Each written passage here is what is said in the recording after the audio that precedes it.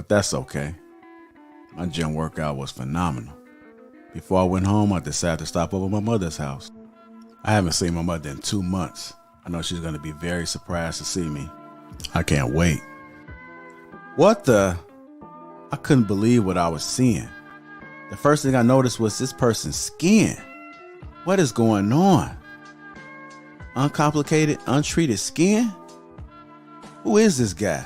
I had to take a step back, but then I realized it was my brother. But look at his skin.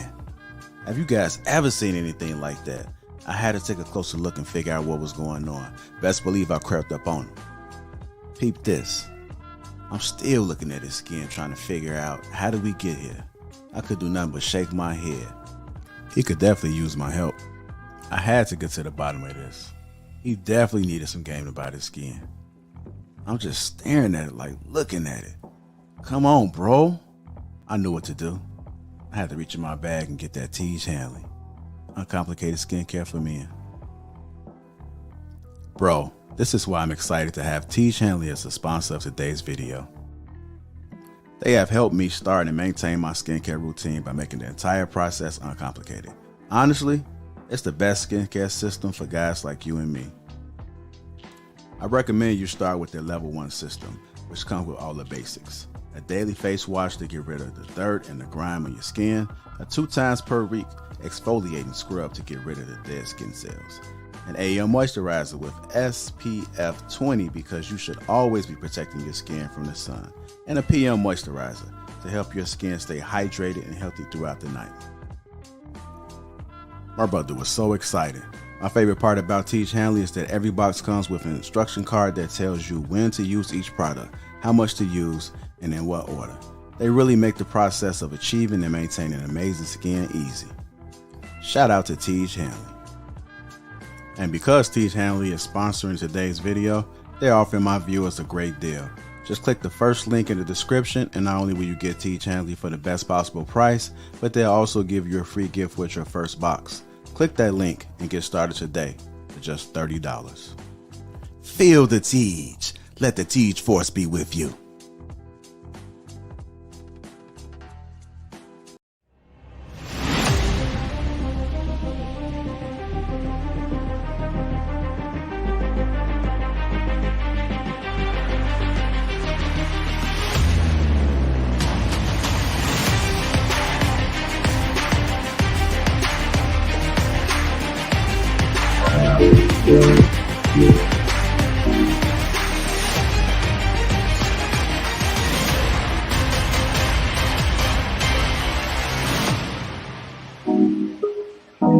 Go time.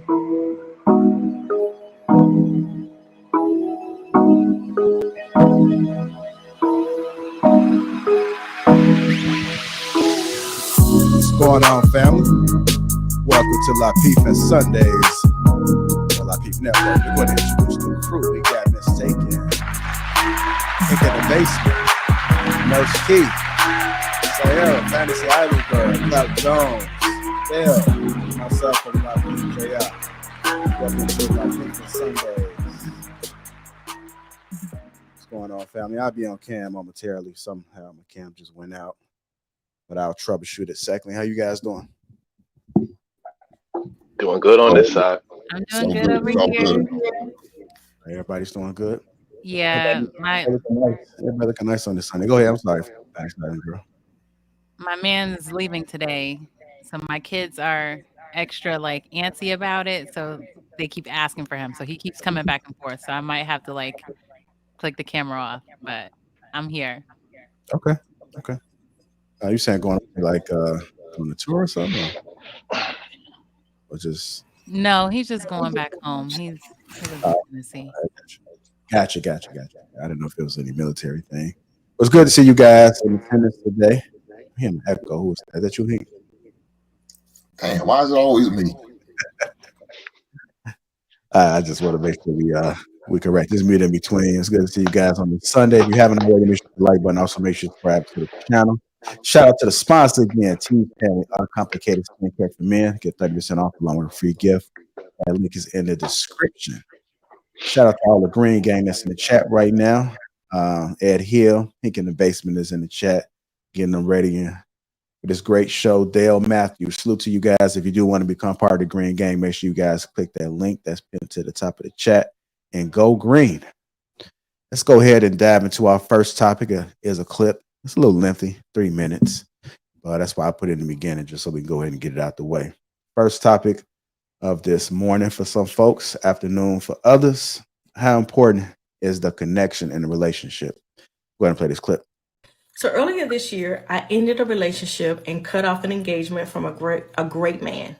He was a good man. He loved God. He was a praying man. He loved and adored me. He was there for me.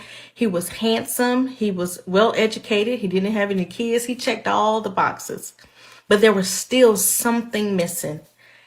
And I just knew that I could not go through with this marriage. There was just something that did not connect. I felt that there should have been a connection between he and I in order for me to be his wife.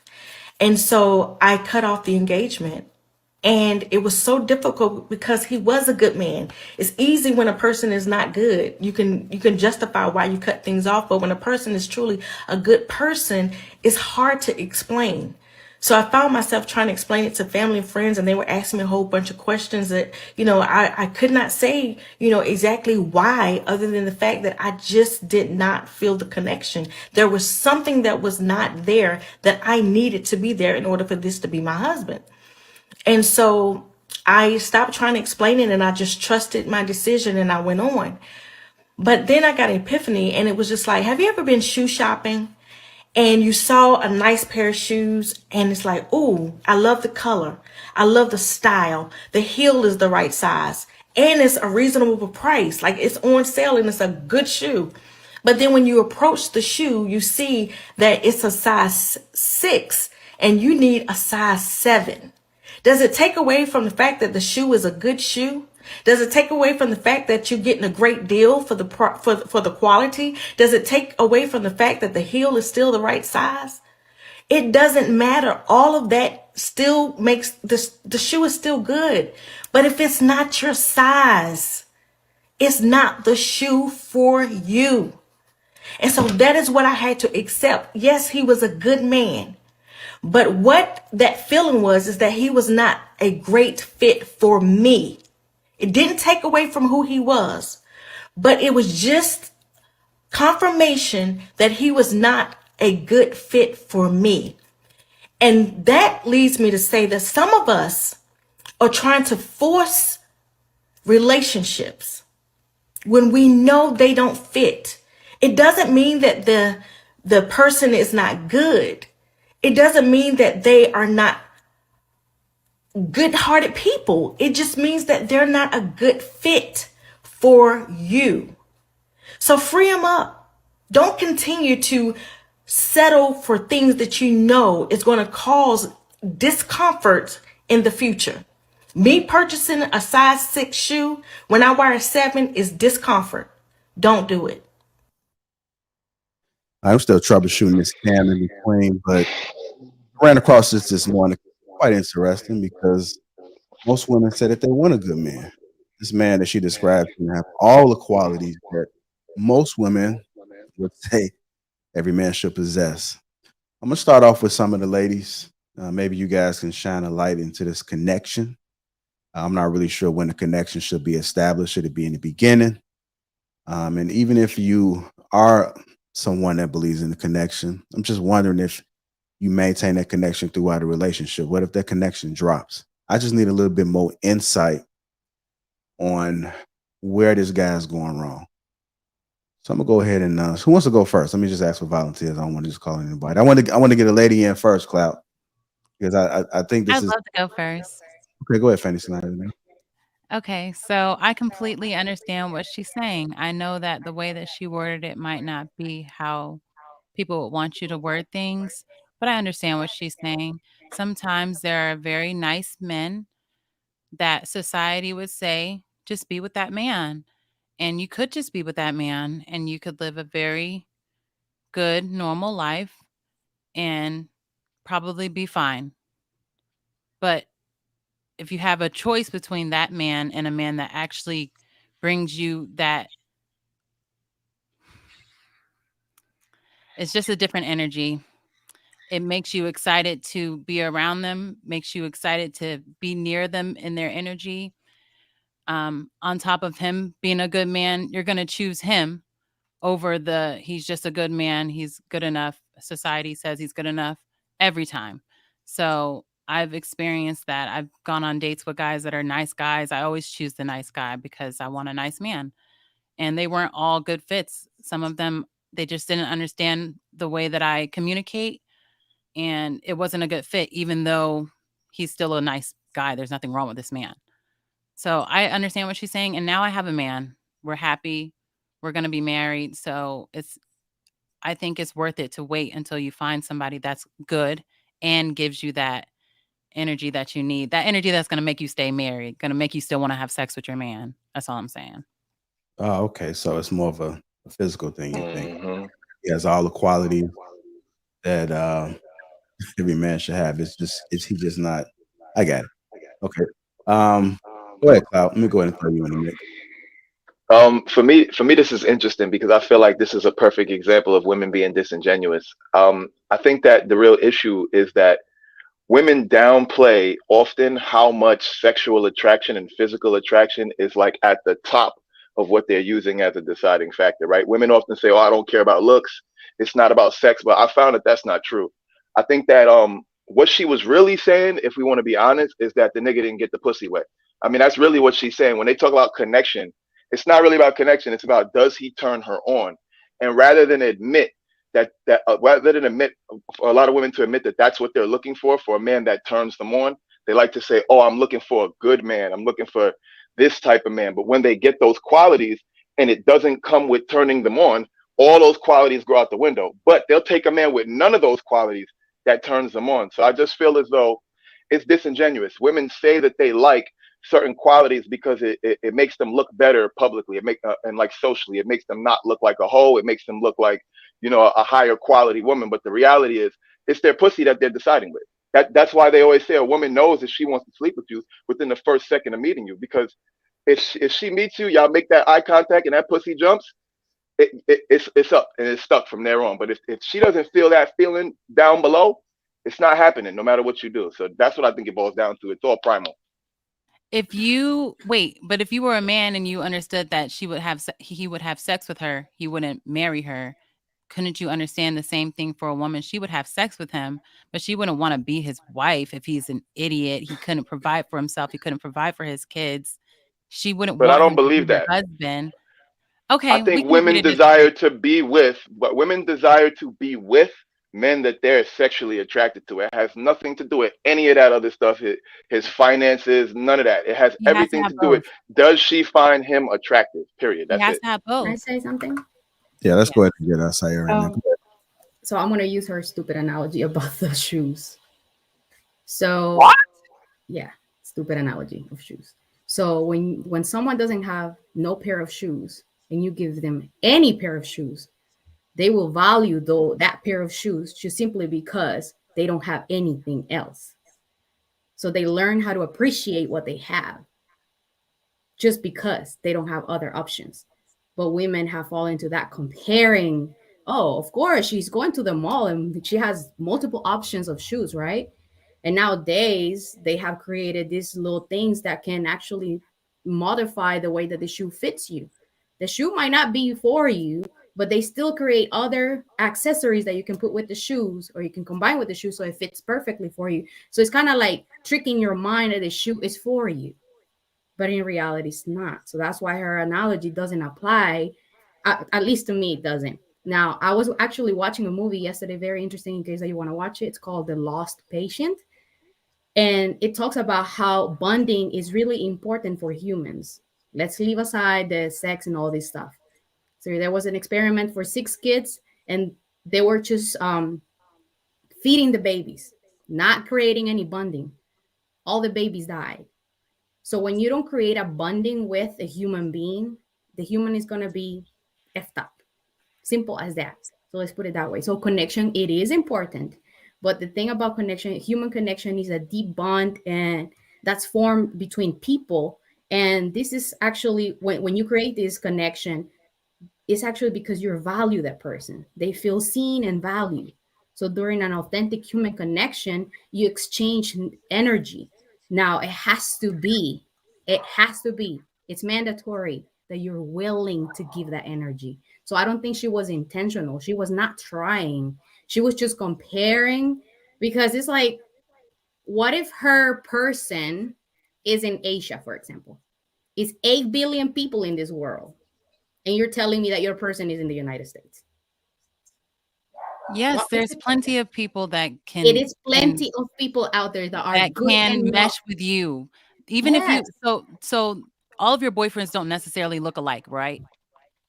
However, they've all been able to turn you on, right? I mean, not trying to get personal with you, but you wouldn't be with a man that isn't good and can make you feel good physically, right? Or am I the only woman that feels this? Maybe I'm the only one that. Okay. I'm not going to be comparing Listen. my current boyfriend, if I have one, with my exes. I'm not going to be comparing the way that he communicates. I'm going to give him space for him to like feel comfortable with me, especially because I am the person that doesn't necessarily feel comfortable right away with someone. I can't. So I need to feel comfortable with that person. And just because he's telling me nice words or sending stupid texts, like telling me how he's going to make me feel. No. I don't need that shit. I don't. So it's kind of like you wait until you can feel that energy, right? That's not energy. Listen, I think that shoe example that she used like reinforces the superficiality of it, right? Because let's be honest, when have you ever seen a woman go to the store to buy shoes based off of how they fit, based off of how comfortable they are? That's not how women buy shoes. Women buy shoes based off how it looks. So a woman don't care if that shoe is going to tear her corns up and tear her foot up. If those are some red bottoms and it's considered the poppin' shoe, she's buying them and she's wearing them and she's going to go through the pain all night as long as those shoes make her look like some fire. And it's the same thing with the type of niggas that women date. If this dude is beating out the bottom of that coochie and he is physically what she wants him to look like, she don't give a damn how that nigga's making her feel. She don't give a damn if he's not calling back. She don't give a damn if he's not the right fit. The right fit only comes into play when it's not the right, when they're not attracted to the person. And that's really all it is. So it's not about fit. It's not about connection. It's about what turns them on, period. That's it. All right, let me get more than one pair of shoes. It's just so crazy to me how men speak for women like they know exactly what women want. Like, and we catch y'all. We catch y'all. That, because the truth of the matter is that women, like, you can, if you look at a woman's, like, I guess, say, you know, maybe boyfriend history of people that they have dealt with or what have you. In some instances, you will find where one woman might have, you'd be like, oh yeah, that's her type, because you could just see something where it's just the same type of dude over and over again, like from down to the looks are very similar, things like that. But then you can deal with another woman that you look at, maybe the people that she or the men that she dated, and you would see like, damn, they don't look nothing alike. What made her deal with him, like in situations like that?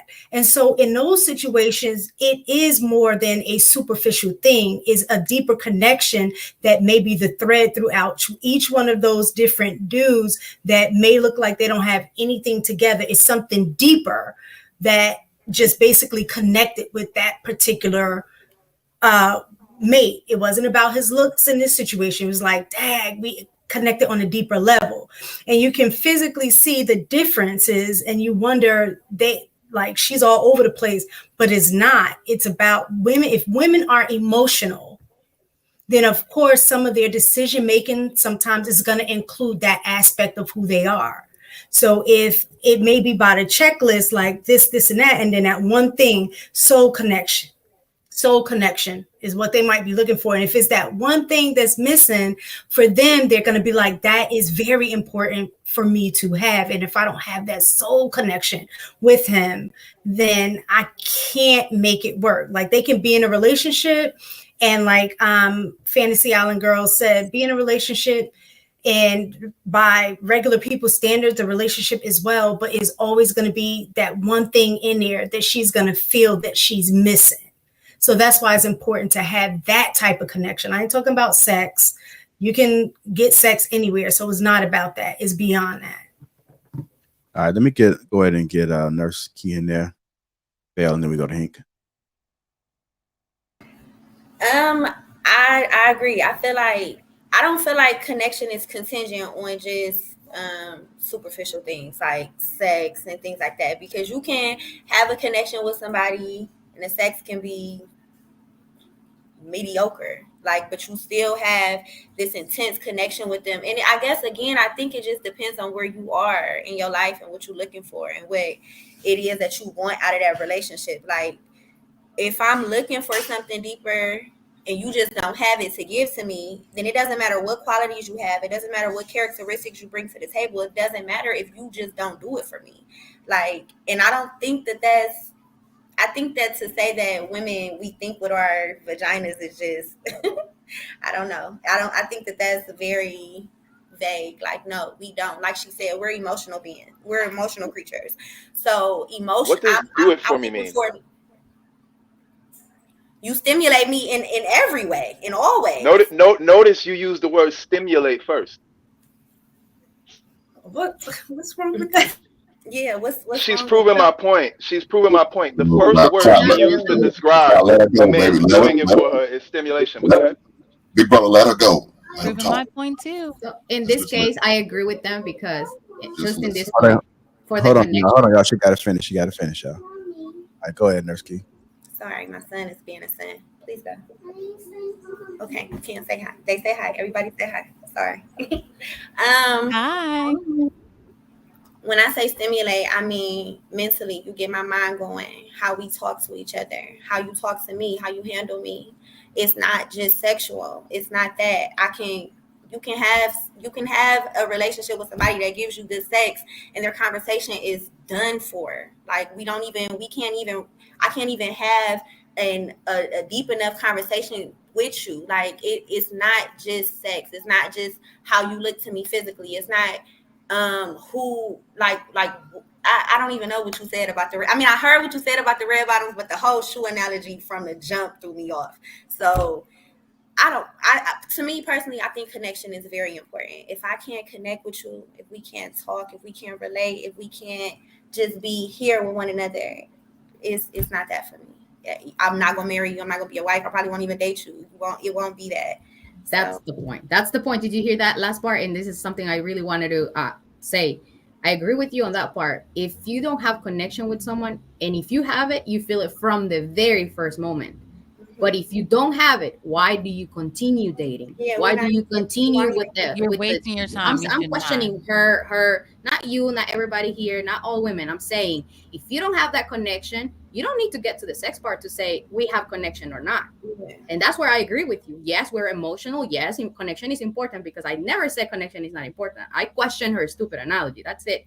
So connection, it is important, but you don't have to continue dating if the connection is there, because that's playing with somebody's feeling. That's you're dragging this person with your stupidity when you already know that you don't have it. You're just trying to see what else is there for you. That's the point. All right, let me go ahead and get to Bill. Go ahead. Go ahead, Bill. What are your thoughts on that? I would basically agree with almost all of the women, because I don't think that any woman I know, or I do know some, but the ones who are really seriously dating, they don't really go after guys who just look good but have no brains or anything else to stimulate them.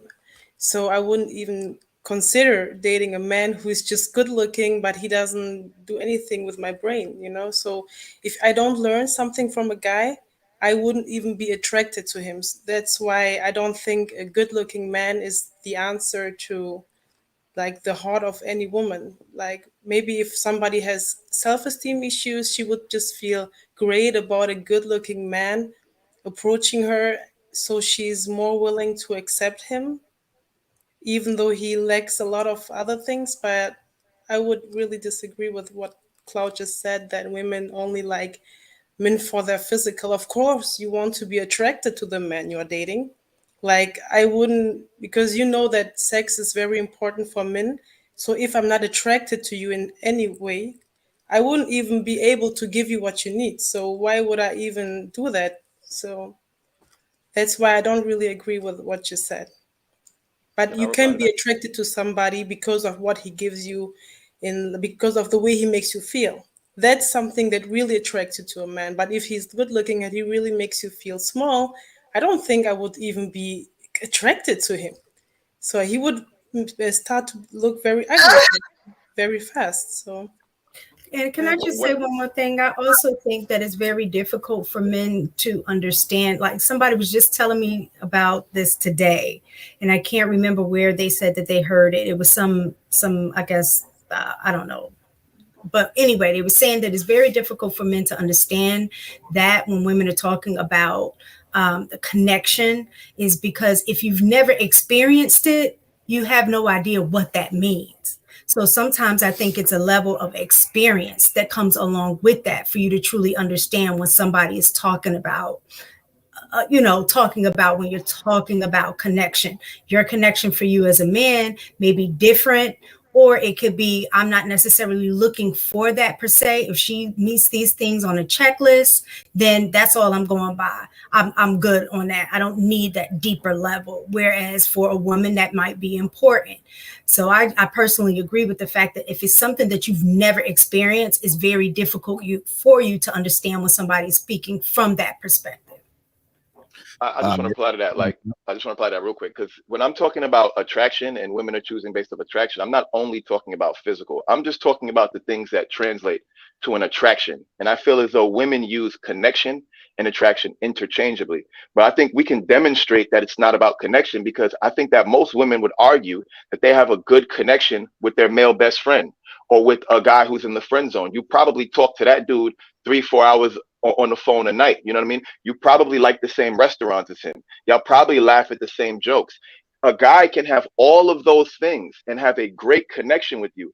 But if he is missing that component of attraction, a woman will completely dismiss all of those other connecting factors and then choose a man where the attraction is strong, but the connection is limited. The guy that they'll be dating seriously will sometimes be a guy that they can't even have an hour-long conversation on the phone with, a guy that they don't like the same things as, a guy that they don't have the same taste as, but that dude turns them on. When he pulls up, they feel a certain way. And I'm just saying that that feeling of attraction for women is way more valuable to them than the actual mental and spiritual connection. That's all I'm saying. I think you're just talking about a very specific type of woman. I do want to chime in. I think Kyle has a good point, man. And I'm speaking off of my experience, and I'm not speaking for women, but based off my experience, the one thing that I've learned from women is that it's two things that's important, but that really make an imprint, and that is sex and integrity. Honestly, those are the one things that if you go into another relationship and if you don't have that, they're real quick to point that out. They may not point the sex thing out, but they may talk to their best friends or someone else, or you may just begin to see them act a little differently because you're not putting it down the way that you're supposed to. I think it's a good base to have those two things, and then everything else will start to attach to those two things. That's just my personal opinion. I mean, someone that's just honest, like that just speaks volumes to them. It's a bonus when you put it down. It kind of makes them hard to leave a relationship when it's good. So if men have those two things up front, I think it's a good start. Everything else is just start to add to it. Well, let me get mine off, man.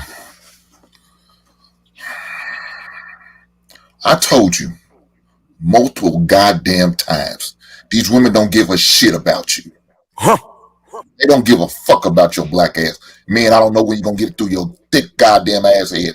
They don't give a shit.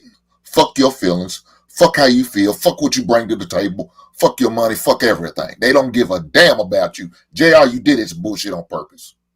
Because you knew you was gonna get a goddamn clip out of this, and I'm pissed at your black ass. I'll talk to you on the back end. What? This woman's selfish as hell, dude. This woman is selfish as hell. And if we don't see that in the big picture, we're never going to see it. She don't give a shit. Look her. Cloud, I understand what you're talking about sex. This man would have got to the engagement if his sex wasn't halfway decent. He wouldn't have got that far. So it's not about the sex, I don't think, in my opinion. She's just a selfish bitch. And she moves like she is. She's selfish. She don't care. Y'all talk about wasting her time. Fuck her time, Joy. Her time don't mean shit. What about his time he wasted? What about the money he spent on that heifer? Because please believe, all the things she checked off, he provided everything, just like she said. He provided knowledge. He provided experience. He provided the finances. He provided a home. Didn't have kids. But she wanted that icky and good feeling, them butterflies y'all talking about, that connection. That's why a lot of these heifers will never get married, because they never going to feel that connection. And y'all will forever be single and never get to walk down nobody's aisle or be in nobody's goddamn courtroom getting a marriage and saying I do, because y'all still waiting on that icky feeling. You keep waiting if you want to. Your ass will be in Tampa, Florida, like a fucking golden girl with Rose, Blanche, and the rest of them heifers. If that's what you want, continue to do what y'all do, waiting on that icky feeling. She's a selfish ass heifer, man. Stay away from women like this. They mean no good to you. But let me tell you what she did. Let me take it back. She ain't selfish. She did that man a goddamn favor by letting him go. Look here, I bet that man's gonna win later. A year down the road, he's gonna win. He's gonna find him a right woman, a good woman who's gonna love and appreciate and respect that man for what he brings and what he is. Her selfish ain't gonna find nobody. Well, didn't she do the right thing? Hold on, mistaken. No, I'm She asking. That's what she's gonna become. She gonna find one of you single ladies and y'all gonna shack together and y'all gonna be lovers. Because ain't no man gonna deal with her. What right man is right back? After seeing this video, after seeing these things, listen to the way she talks, who wants to deal with her? Even her goddamn family tried to talk some sense into her. She said, no, I don't feel like explaining no more. She don't want her shit. She felt like she was right. And she'll be forever single, enjoying that life. Hey, man, good luck to her and her selfish ways. Just speaking of what Hank said, I do think she did the right thing, because that if she went ahead, married him, and already went into marriage knowing that he didn't fit her quite the way that she wanted, then I think something would have happened within the marriage, and then they would have ended up in divorce. So I think she made the right decision to say, you know what, he's not the one for me. But like you said, Hank, she did the next woman a favor, because that woman that's his woman is going to love and appreciate him the way that he is. And so I think in that regard, she wasn't selfish at all. She let him go because she knew that wasn't her fit. No, I just wish she was that picky about her bangs, man. She shouldn't have waited this long. It shouldn't have got to the point of engagement. Exactly. You didn't know the first 2 or 3 dates he didn't give you that icky at them feelings, that connection y'all talking about? No, that's when the stuff was in there. She waited till she got engaged, and probably a month or 2 before the wedding, and decided, well, I don't want to do it. No, I think she got with somebody that she's not used to being with. He checked the boxes that society said. So she said, even though I'm not used to this feeling, this isn't what I'm actually looking for, I'm going to see if I can make this work. And she tried.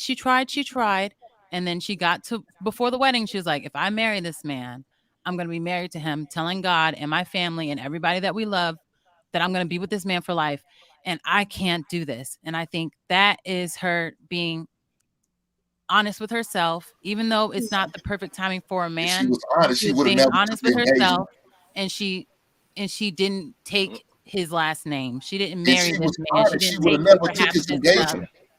She would have never accepted the ring if she was honest. She wasn't honest. She was selfish in that moment. She became unselfish. She became unselfish when she broke it off. I see. So it could be selfish or not for whatever point of view you look at it. But the thing is, I agree. She shouldn't wait that long. But she also made a good decision at that point, because she's conscious that she will not be able to probably respect that man later on. So that's good. Now, this is the thing. Life is a risk. You got to take it. So whichever way she would decide to go, there's consequences for it. If you decide to go in one direction, there's sacrifices that you have to make. And you have to be true to yourself and remain, respectful, faithful, and all that, because that's the route that you decided to go. Now, you decided to go elsewhere. There's consequences. Consequences could be that she probably will be single, like they're saying, or probably not. She will probably find someone. We don't know that. But there's consequences and she's going to have to deal with it. But don't put it like, and this is a big problem out there. Women are making it sound like that's what you should be doing. You know, and she shouldn't be proud of that and saying, she probably should be taking accountability and say, you know what? This is the route I decided to take and I'm willing to deal with the consequences. That's what she should start with. And then whatever else she says from there, it's okay, because that she's willing to deal with the consequences. And that makes a big difference, because she's saying, hey, I'm accountable for my actions. I'm not blaming anybody else. So whatever comes to me, I deserve that because that's the decision I decided to go. But isn't that She already gonna what's be like coming to her? Diane Like Curl, her man. not getting to be with that man. She's That's gonna such a die big alone, thing. like Diane Curl did, with no kids, nobody to tend to her or be by her side. She's gonna end up just like Diane Curl. And to the situation you just explained, Sarah, no, she's not gonna figure it out. She seems like that woman. She had a super Negro. That dude was that super Negro 90% of y'all women are looking for. And she found a way to fuck that up. Congratulations to her. And All right, let me go to Bill. Go ahead. yes, I have to agree with Hank on this one. The only thing I disagreed with was the definition of what women want, about what Cloud just was talking about. But I was not saying that what she did was right, because this was the first thing that came into my mind. Like, why would you even accept an engagement of somebody you don't feel the connection with? Like, I don't understand why would you do that, beside of being able to tell people that you were so precious that somebody would want to marry you and give him like false hopes just for her own benefits. I think she should have known this before, that she doesn't want that. At this point, she did him a favor, because he would be really stuck with somebody who is selfish, because this decision she made was selfish. The only thing I have to say is, like, what in regards of what Cloud said, is that I think what you were describing is the equivalent of women saying, yes, men only want like cheap women, those who who are always half naked. This is not really true, but that's the thing you see, and these are the people who talk the most. So that's the opinion you can get really fast. But I think there are a lot of other women and there are a lot of other men who are seriously dating, who wants to be with somebody they have like a connection with, because I think without the connection, people get divorced very fast, because marrying is like a trend right now. Like, everybody wants to be married to just show off, but they don't really look if they are connected to somebody. But I would never agree to marry somebody I'm not connected with. So I don't understand why she would even do this kind of video talking about it. Like, she did something good, like going that far and then just say, okay, I don't want it anymore. He already told his parents, his family, everybody is involved, and now you just make this kind of decision. So I think her future can be, yeah, really, really bad. But I would not say that. Hold on, let me get to Nurse Key, Hank, real quick. Go ahead, Nurse Key. So, Hank, I just want to ask you a question. Do you think that there is space for the two to coexist, where men are just good men and they check off the boxes and they do give women that ick feeling? Because one of the things I heard you say is that if women are chasing that feeling, that they'll be chasing it forever and they'll never get it. Are you saying that men just cannot provide that? Ma'am, y'all just not smart enough to recognize it. I was gonna say it has to be. If I look at, I've been engaged twice, married once, right? And I would say between both of those engagements, would I say the first engagement was a nice guy? Absolutely, absolutely. Did I love him? Absolutely, right? But my current husband now, if I look at it, that it was a deeper connection with my husband than it was with the initial guy that I was engaged to. And so I think it's very important to not understand for a woman how important that is. Now, does that mean that you're always going to have, I guess, like y'all were talking about butterflies, and I when I say connection, it's deeper than just having a butterfly. It's so much deeper than that.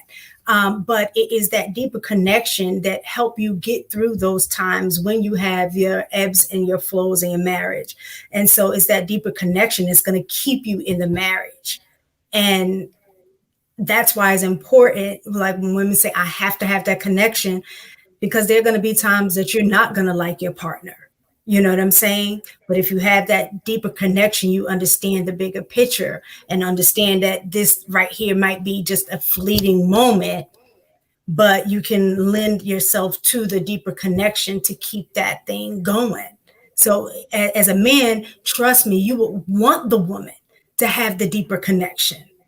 If she didn't, it's easier to leave a situation when you don't feel that deeply invested in it because you don't have the connection to it. Well, Bella and Court, and what you was asking, the reason why she did that, she just wanted to put that on her resume, on her portfolio, that she was engaged. That's it. Because she's a selfish ass heifer. Can any of the ladies describe to me? She got engaged too. Go ahead. Yeah, can any of the ladies describe what this deeper connection is? Like, because y'all keep saying, like, whenever women talk about it, they always say it's so hard to describe. Can any of y'all quantify, like, what this deeper connection is and what it looks like? I can speak for myself. I don't know if that connection is, the same for everybody. I would say, like I was saying, the whole engagement thing, I felt like with my current husband, and maybe it's timing.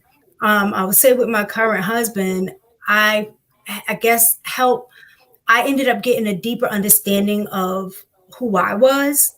And so as I found out more about who I was, I felt much more comfortable with the fact that he wholeheartedly accepted me, flaws and all, whatever, without any judgment. But if there was a situation where we needed to talk, whether he was happy or I wasn't, I felt so safe in that space that I can come to him and talk to him about whatever, and vice versa. He was able to do the same with me. And I think that was something that I was missing in the first engagement, was the deeper emotional connection. And so I was able to gain that from my current husband. And at that time when I was engaged first time, I had nothing to compare it to. So that was fine for me until I actually experienced it. And that's why I was saying So to summarize, you're saying that the deeper connection is him accepting your flaws. That's what makes a deeper connection between a man and a woman? For partly, yes. For me, absolutely. If I can feel wholly and fully that I can be who I am and don't feel like I have to be the perfect princess, or I have to, put up this facade about, like, some girls, men, like, I want you to wear eyelashes and do this and do that. But if that's not, yeah. So I want to add to that. So with this case with this woman, right? Clearly the guy who engaged, who gave her the ring, right? Clearly he accepted all her flaws. So based off of what you just said, a stronger connection would be, she did have a strong connection with him based off what you're saying, because he accepted her flaws and was willing to marry her. And even with that, she said that, hold on. Even with that, hold on. Even with that, hold on, let me finish. With that, she said, I said for me, for other women, it may be different. I just want to clarify that. I said for me. That's what it was for me. For other women, it may be different. I just wanted to clarify that. So that thing that I needed, maybe was not the thing that she needed. It is different for all of us. We keep trying to explain that we're all different, and y'all keep trying to make us all the same, and we're just not. So the things that make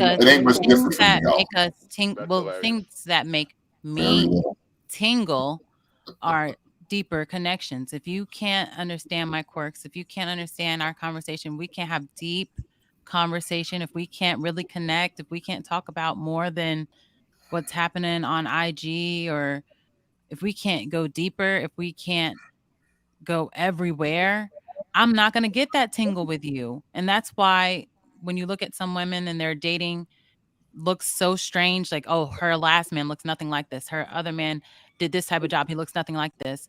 The connection that they have is much deeper than what they look like, what they work doing. It's about how they communicate with each other, how they make each other feel, how they engage with each other. It's something that is important to them. That's something that is important to me. All of my men have been able to connect to me in that way. And that's how my ex-husband, and he's nothing like, my ex-husband is nothing like my current man. We had a connection that was completely different than the connection I have now with my man. This connection is very healthy. Everyone sees it. So it's one of those situations where I actually have both of them combined.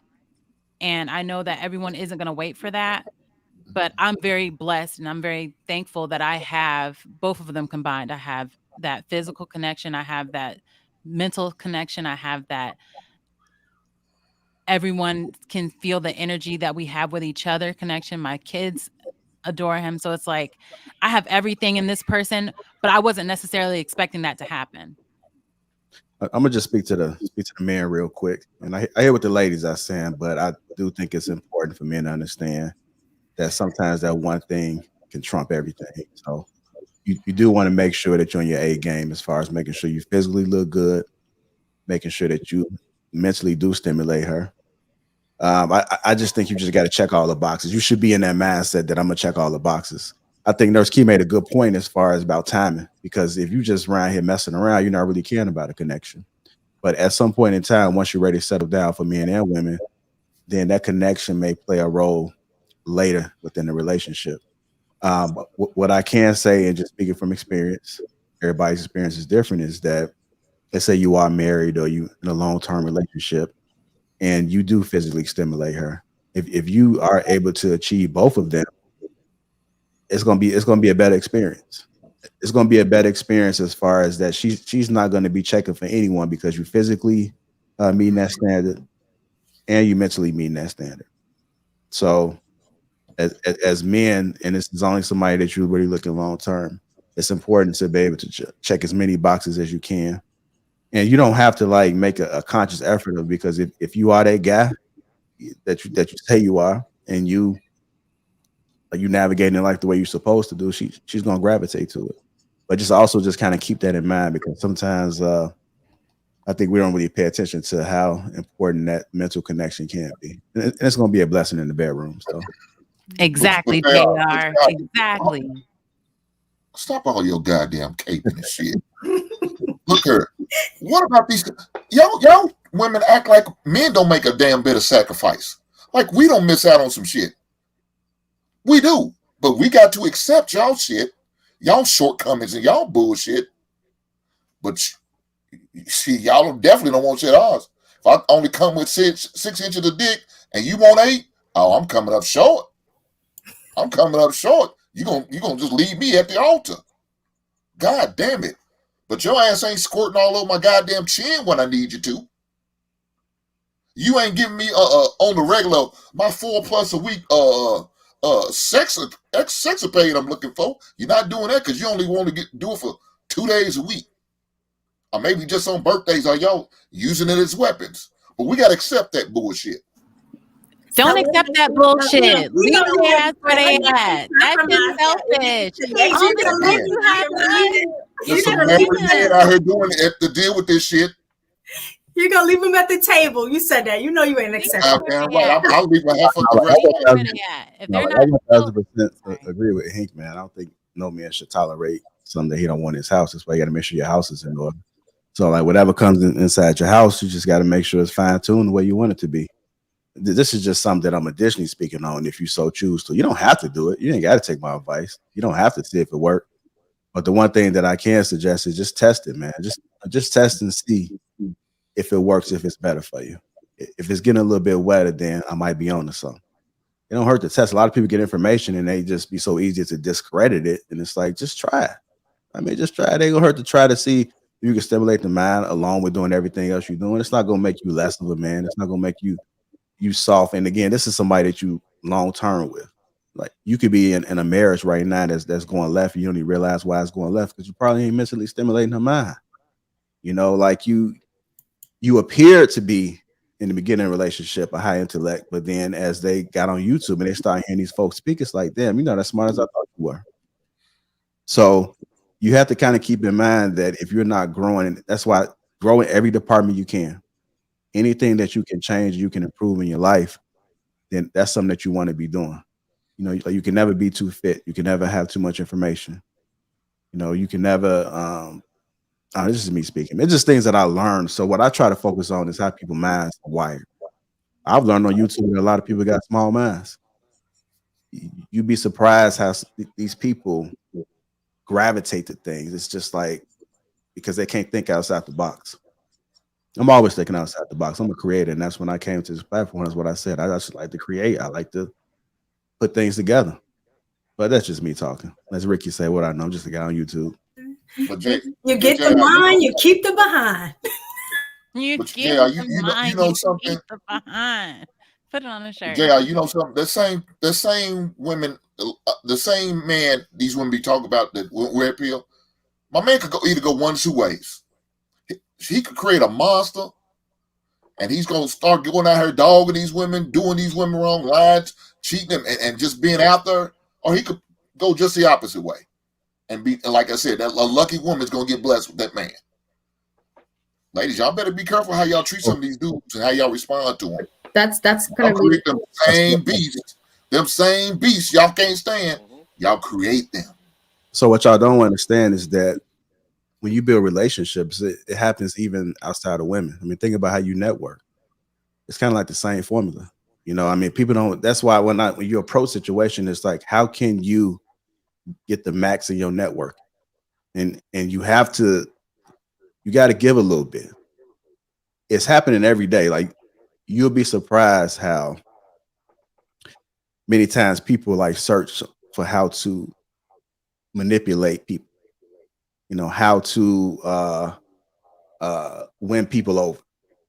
If you just key it in, you can just see people are searching for it because they're trying to understand how the mind works a different way outside of what you guys are looking at right now. It's deeper than what you see. And if you understand how people mind work, and it's based off, it's different for everyone. So in any relationship that I've been in or anyone that I interact with, I'm really studying them because everybody's different in some form of fashion. It's based off their experiences. So sometimes you can't approach a situation. You can approach a situation and you can tell somebody, yeah, these are my non-negotiables. And I think everybody should have non-negotiables, but everything else is just small fry. And so I think that if you're able to speak to that, then that's how you will be able to get people to engage. I mean, I'm trying to build something. So anytime I approach a situation and it comes to network, I'm going to cater to that situation. And we're not talking about women, but I just think you really got to think deeper when it comes to building a relationship with people, men and women. Yes, all right, with that, I think that might be a cue to go ahead because everybody quiet now. Oh, sorry. Nah, it's all good. Bill, you want to say something before I move on?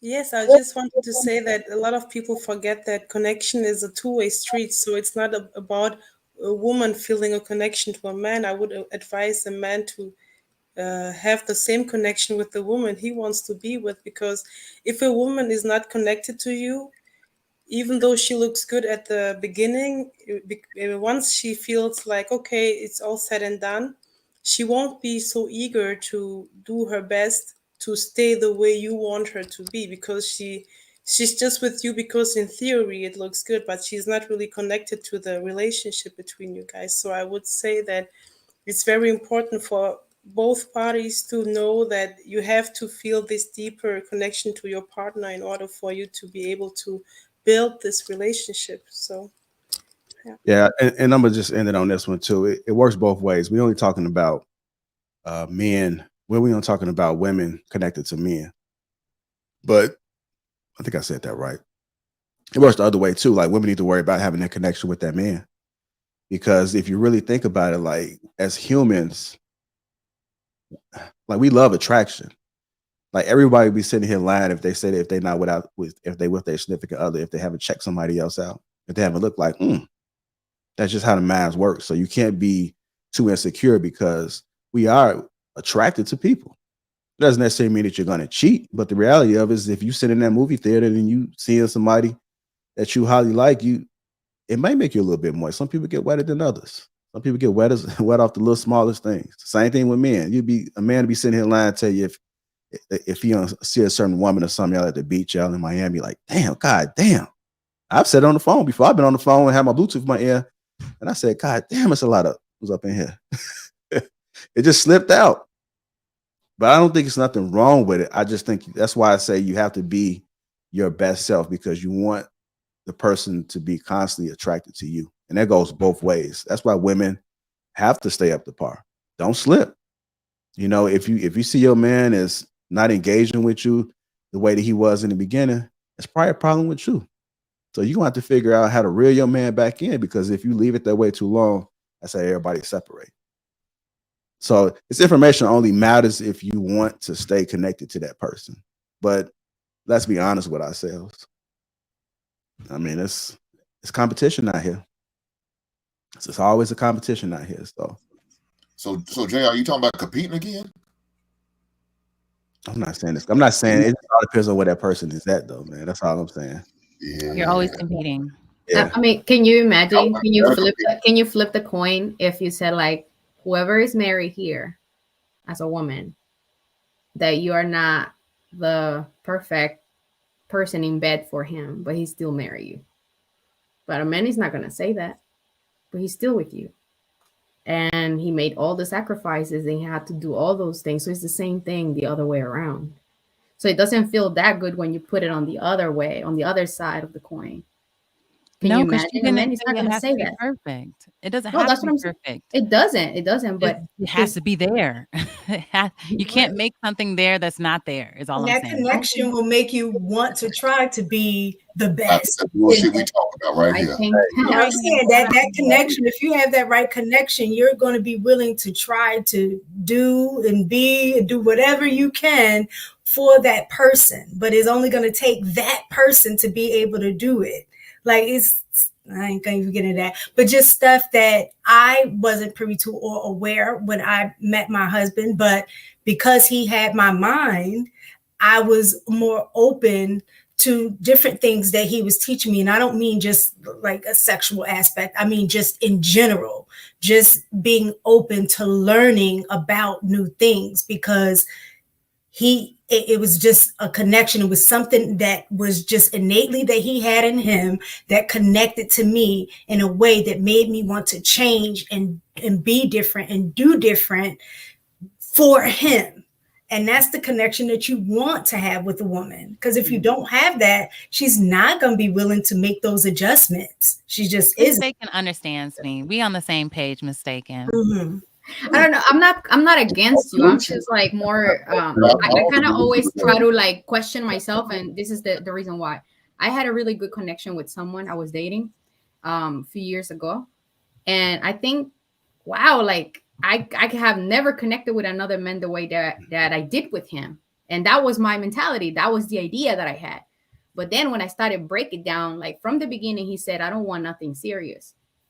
So that right there kind of like put me, okay, I'm not going to try, I'm not going to be that woman for him. I'm not going to kind of like lie to myself, making myself think that I'm going to make him change his mind. Mm-hmm. Because that's something that a lot of women do. I'm going to make him change his mind. He's going to be mine. And you stay there for years, but he's been telling you from the beginning. So then later on, years later, I started like breaking it down. What is the thing that I liked that I had with him? What was the connection? And the only thing that I liked about him, it was the fact that he knew how to listen.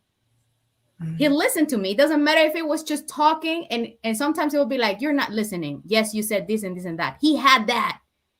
He could literally listen to me, and I thought he was not paying attention. He was freaking paying attention. And I was like, oh, sometimes I wanted to get him like, you are not paying attention. He was always paying attention. So I didn't know how he did that. But then when I met someone else and I made sure that my now future husband, I communicated that I really needed him to listen to me.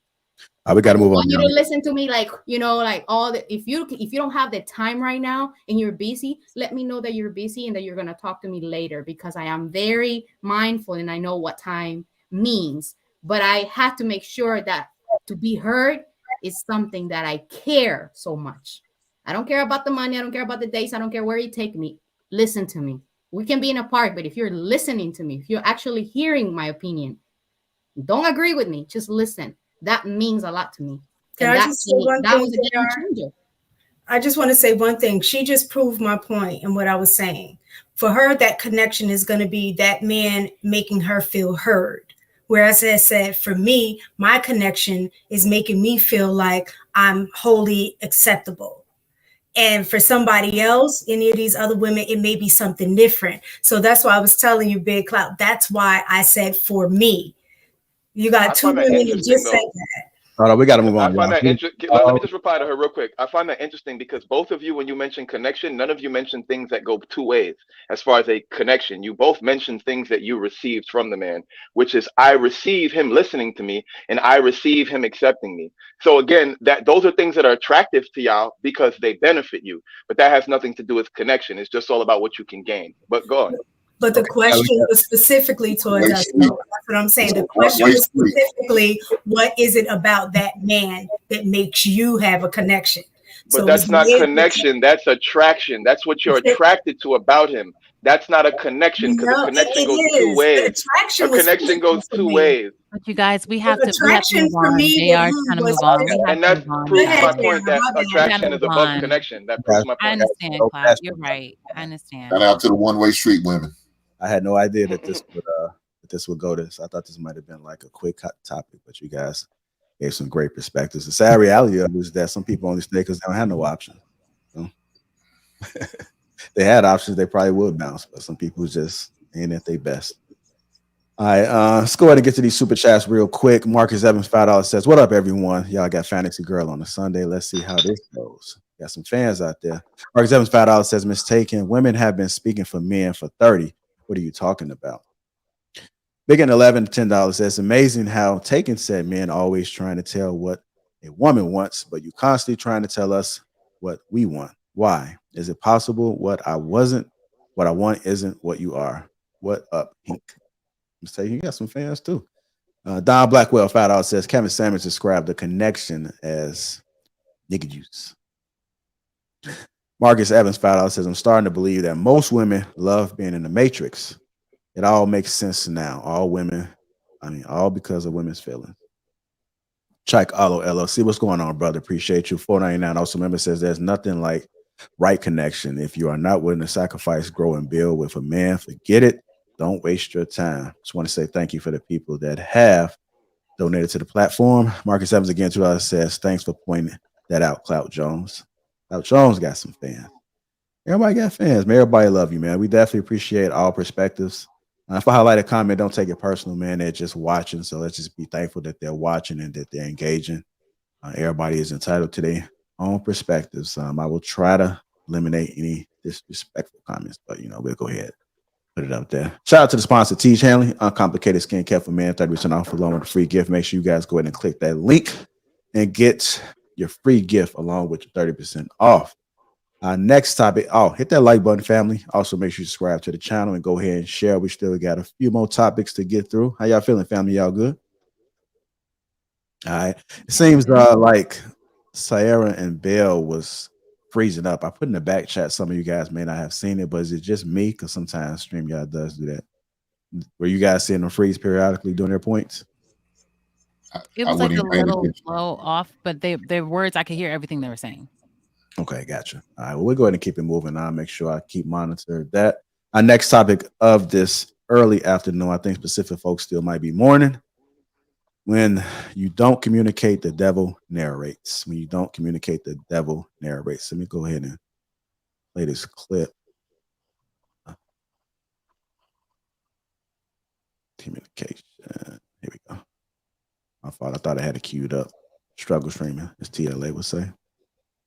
Communication for me gives me probably like the biggest level of anxiety. I knew it. It gives me the biggest level of anxiety because the poor communication skills in your partner will tell you like, yo, I'm communicating that I have an attitude through my body language. But the anxiety comes from, I don't know what the attitude is. Yep. You're not telling me. I just feel the block, but I don't know what's going on. Now you both lacking communication because it's like, I don't have a problem, but I don't know how to approach you. I would love to come up and hold you right now, but I'm afraid of rejection. So it's like, okay, well, let me just give her a space. But like for you, it's like he giving me a space. He don't even care. So now you guys are having this entire silent battle of communication. And that is so dangerous because when you don't communicate, the devil narrates. So now, oh yeah, he doesn't care about me. He's not trying to ask me what's wrong. And you're like, man, I'm afraid to ask her what's wrong because she's pushing me away. And all of these narrations are coming in your head and neither one of you guys have spoke to each other. All right, let's go ahead, man. I'm gonna start with the men on this one, man. I know he was saying some things that men can relate to. So women, sit back and take a back seat for a couple of minutes. We gave y'all turn on the first topic. So, Brother Hink, I'm gonna go to you first. Cloud, I seen you was eager, but sometimes I gotta let you cool off a little bit, man, because you about to come in with some fire, brother. Hink in the basement. When you don't communicate, the devil narrates. What are your thoughts about this, sir? Well, I mean, I believe that. I can agree with that. But the thing about the communication part is got to be both ways. It's got it, you know, these ladies with this one-way street Cloud was talking about, man. That can't be the situation. It can't be the man's always being lectured to because he's just sitting back listening. And then when he tried to start to have the conversation, you'll start talking over him or you cut him off or you disagree with what he's saying and you want to try to prove you're right. Yeah, that's not helping the communication. Again, ladies, we got to communicate. It means it's both of us talking back and forth, you know what I'm saying? Listening as well as talking. But when it's just somebody just sitting there listening, now you're treating that man like a child and you just lecturing him. And that's not cool. So, yeah, it's got to be definitely a healthy communication takes two ways to do it. So we got to be open to do that. Hopefully, you ladies are open to have good dialogue with us 2-3 guys on the panel. Yeah, I think Hink made a good point because sometimes women do got to be open to receiving whatever feedback or whatever dialogue is coming from that man. I think you got to be able to receive it to make the conversation fair. I've seen, and I'm not speaking about all women, but I've seen the situations where the minute that someone says something that they don't agree with, then they're quick to just tune out and start doing things, picking up their phone or turning their head or, you know, some people don't respond to that. You know, that comes off as like disrespect, particularly with a man at times. I mean, I don't see no men saying, oh, he's doing all that stuff like that. I see men grab their head and be like trying to brace themselves or something like that. And it could come off as being disrespectful. But I mean, sometimes men don't want to deal with that BS. They don't want to hear that BS. So if they grab their head, I think that is excusable. But when you start just doing all the body motions and checking out, that's men look at that as being disrespectful. So I think you have to be willing to hear that man. Sometimes when a man ain't heard, that's how he go start talking to other people because you're not listening to him. You're not hearing him. So even if he's trying to tell you what he likes, because I thought the goal was to build a relationship. So you have to really hear what the man like. I'm only speaking about the man because of the subject, right? But men love to voice their opinions and thoughts and things, and you have to be willing to open up and listen. Sometimes it may be helpful. Go ahead, brother. Now, I was going to say another thing is you ladies always want us to be vulnerable with you, right? You always want us to talk and share how we feel and what's going on with us. But if you don't open up a space where a man could be vulnerable, why would a man even want to have that conversation with you? Well, you're not showing a loving, caring, and nurturing a space for him to share with you. But let me tell you who you will open that space of, Mr. Charlie, that white man at work that you call supervisor, boss, or manager. You open up a safe space for his white ass. Your husband, your man, your significant other, the guy that gives you the butterfly, that's got that connection that makes you tingle. He's throwing 10 inches of lip dick off in your face and giving you what you're looking for. You don't hear nothing he got to say. You don't hear nothing. I got this. I'm telling you, man, I went through a traumatic thing in my childhood, right? I'm sharing that with you, but you like, it's not that bad. I mean, it was a long time ago. Heifer, I need you to be here for me. I don't need to hear it was a long time ago. What if I came to you like that? You talk about a time when your mother verbally abused you and told you you wasn't shit. And I said, the girl's a long time ago. Why you still hold on to them ill feelings? No, you're going to look at me like I'm crazy. You're going to say, oh, you're so selfish. You're so insensitive. You're just so heartless. No, that's not cool. So make yourself available for your man, for your husband. So when he wants to share something vulnerable, that's a part of that communication. Because let me tell you what's going to happen. Like Jay said, if not, he's going to go to Nancy at the office. And he's going to unload on her while they're at the break table, breaking bread together, eating that nasty ass mayonnaise sandwich you probably made it. And then he's going to look down that sandwich, think about your selfish ass and how I couldn't share these feelings I'm having right now with you. I got to share it with this woman across from me who is not blessed with my last name. And some of them don't even look like us. But then y'all going to have ill feelings if you find that he's got a work wife. Oh, now they're going to lunch outside the office. And they continue to having these vulnerable conversations to the point she's ready to do whatever you're not doing. What? And that means she's going to go that 4th day of giving that man that good loving. Instead of them 2 or 3 days. Yeah, them 2 or 3 days you only willing to give. She's willing to give you 4+. Or then y'all going to have some type of feelings. Now y'all going to have something to say then. Now y'all be ready to communicate then. But it's too late. He done already mentally checked out on your ass. And is not looking to get back in there because Nancy's doing everything he needs her to do. That's a good illustration, Hank. And Big Cloud Jones, just so you know, this is a safe space. I know I appreciate the transparency, Hank, for opening up there. You know, sometimes I know men may feel like they not heard, but this is a safe space. So, Cloud, when you do get the opportunity to speak, just go ahead and just let it out, let loose, brother. You ain't got to worry about Yanni or her people coming over to attack. You good over here, brother? Okay. Yes, sir. Right. I do want to hold on. I mean, Cloud, I just got to ask this one thing, and it's a little bit off topic. Since I am a master moderator, I just want to set the record straight right here. If someone is talking and if they are misquoted, if they saying something that they don't agree with, should the person that they are misquoting or they don't agree with, should they cut in, or is it proper to wait till they finish and then come in on the back end? That's something that I just never really understood in the space, because I often see it from men and women. But I just want to because I'm a master moderator, right? I just want to make sure that I'm doing my job, being that moderator extraordinaire. So can anyone take accountability? I can respond to that. Okay, that's go ahead. what I was going to say. My bad. I take accountability because I cut Cloud off when he was making his statement, but I just wanted him to make his statement on a true, foundation. And what he was starting off wasn't a true foundation in terms of what I said. But my bad. I'm gonna work on that. Okay.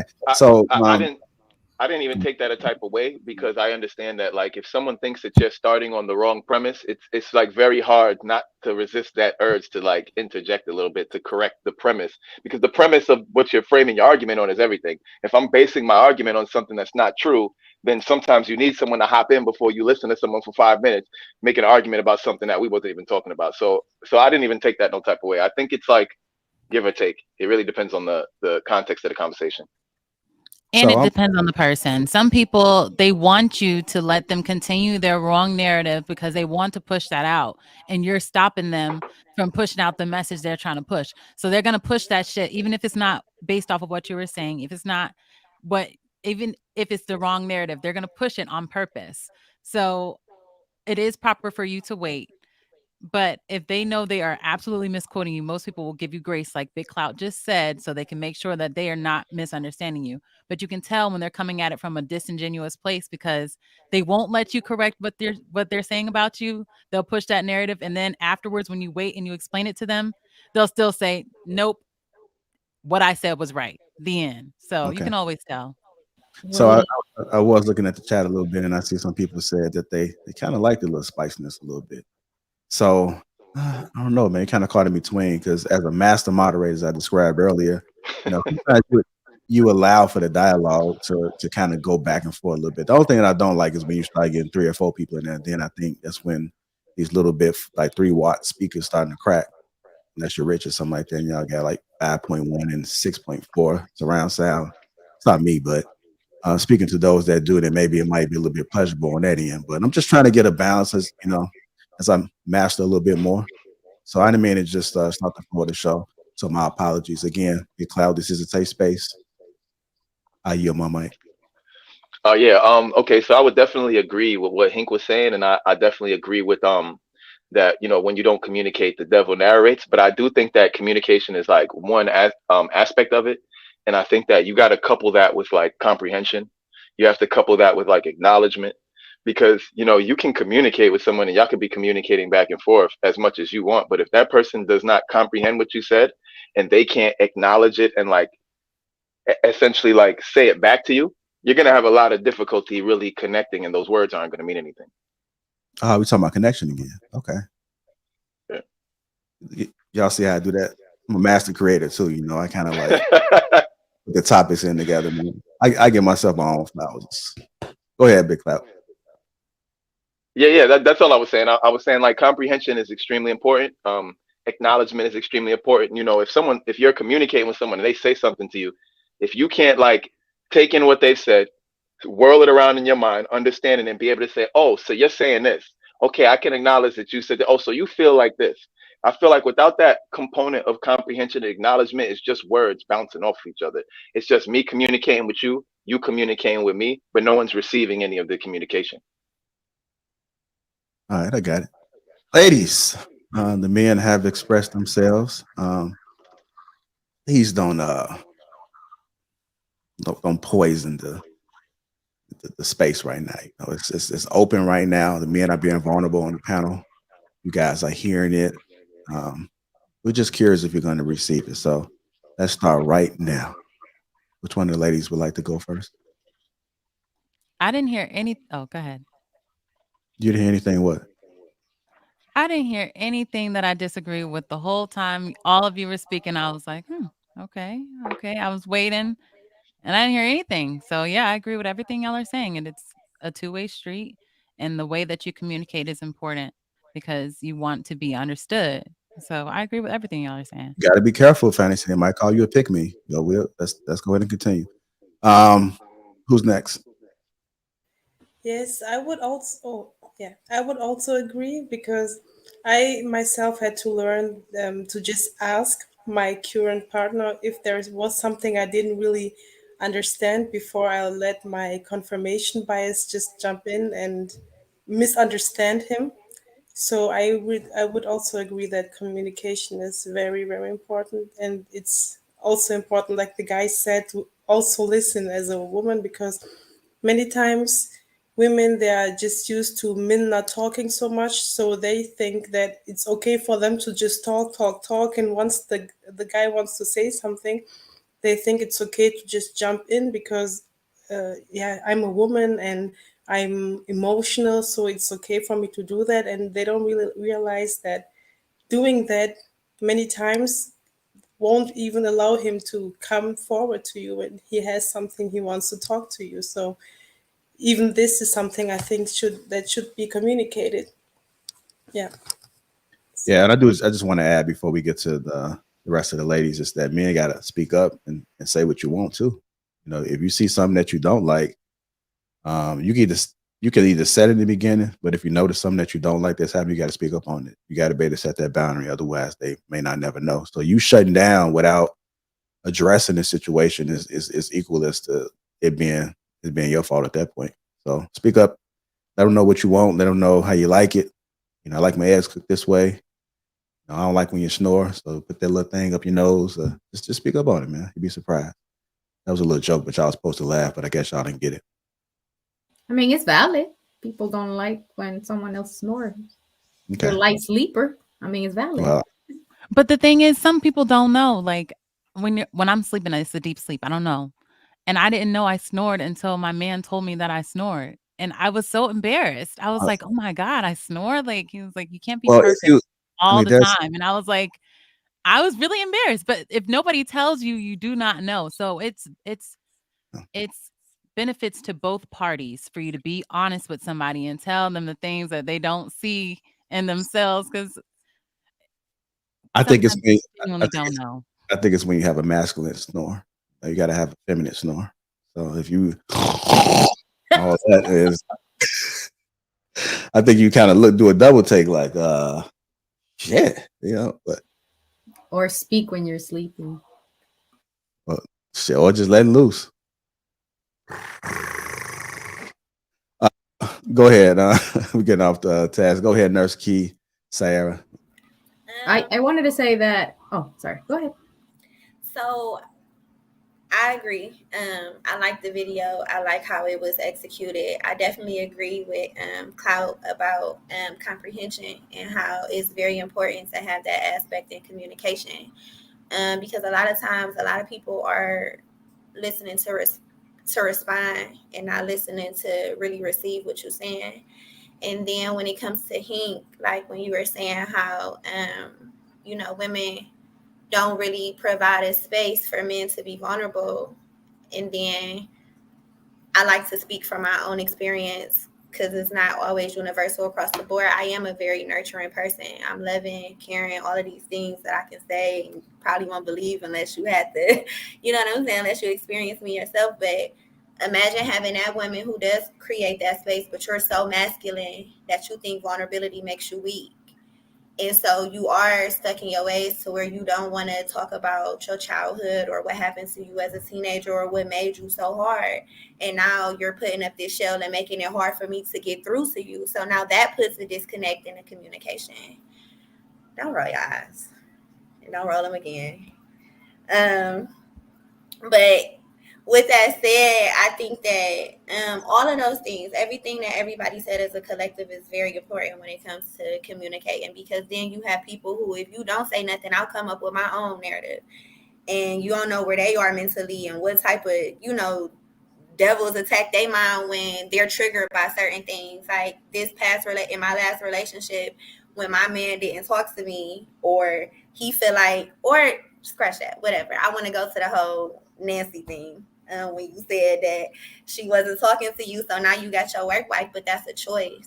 You know what I'm saying? I'm not perfect, so give me chances to right my wrongs. Like, if you feel like I'm not listening to you, then I need you to, as my man, as the patriarch in this house, I need you to sit me down and say, hey, this is, how am I not listening to you? Well, when I talk to you, you speak over me. And then give me a chance to correct it. Don't just go to work and allow Nancy to talk to you for 4 days and I'm only talking to you for 2. No, that's not fair. So like everybody said, hold on, Nurse man. Joy, you got a Charlie. Don't do that. Don't call my man no Charlie. Oh, don't Mr. Charlie. I'm sorry. Mr. Charlie. Go ahead, Nurse. I'm sorry. So just for the sake of what everybody said, I think that it definitely is a two-way street. Healthy communication is just something that I think as a society, we don't have. So that's it. Well, let me say this. Most men is going to give you one shot at being vulnerable, for him being vulnerable with him. He's going to give you one shot, because if you shit on him after that first time be vulnerable, what makes you think he's going to give you that second shot, or you deserve that second shot? Why? So you can shit on him again? And I think it goes the same way with women as well. Like when men say that women nag, if I'm just trying to tell you things and I'm just trying to tell you over and over things that are bothering me, every time it's not just it's you watering down how I feel and what I'm saying, and it's considered as nagging, then eventually I'm going to be muted and I'm going to be bottled up, and then it'll just be this repeat cycle of us doing the same thing to each other. So again, I just think that this is a very two-way street thing. It can just go either way. Well, there's a difference between nagging and being vulnerable, right? You nagging is talking about me taking out the trash. You keep saying, when are you going to take out the trash? Or why don't you pick your shoes up? Or when are you going to get an oil change on the cars?